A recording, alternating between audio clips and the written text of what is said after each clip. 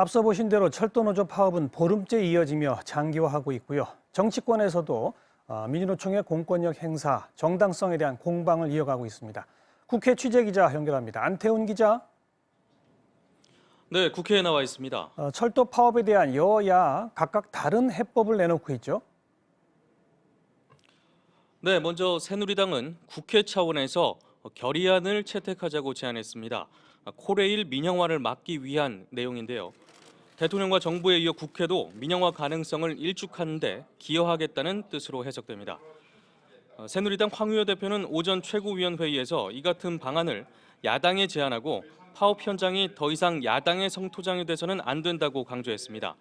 반면 민주당은 철도 파업 사태를 끝내기 위해 국회가 본연의 권한인 입법권을 통해 민영화 가능성을 없애야 한다고 밝혔습니다. 민주당 김한길 대표는 민영화를 추진하지 않겠다는 대통령과 정부의 말이 진실이라면 법의 민영화를 방지하는 조항을 명시하는 것으로 하루속히 사태를 수습할 수 있다고 강조했습니다.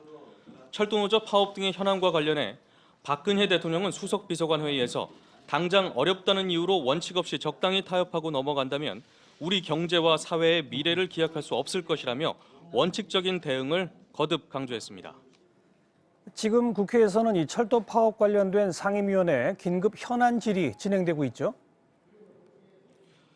네, 국회 환경노동위원회는 전체 회의를 열고 철도 파업 사태에 대한 긴급 현안 질의를 했는데요. 여야 의원들은 이 자리에서 방한함 고용노동부 장관을 상대로 이번 파업 사태 과정에서 노동부가 어떤 역할을 했는지 물었습니다.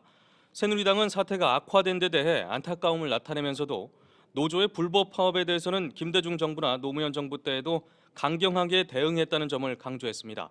반면 민주당 등 야당은 사태가 이 지경이 될 때까지 노동부가 갈등 중재 역할을 제대로 하지 못했다고 질타했습니다. 그리고 오늘 국회에서 정보위원회도 열렸는데 이 장성택 숙청 이권 때문이다 이런 얘기가 나왔다고요. 네, 그렇습니다. 국가정보원이 장성택 숙청과 관련해서 권력투쟁이 아닌 이권 사업에서 둘러싼 갈등이 부각된 것이라고 이렇게 강조를 했습니다.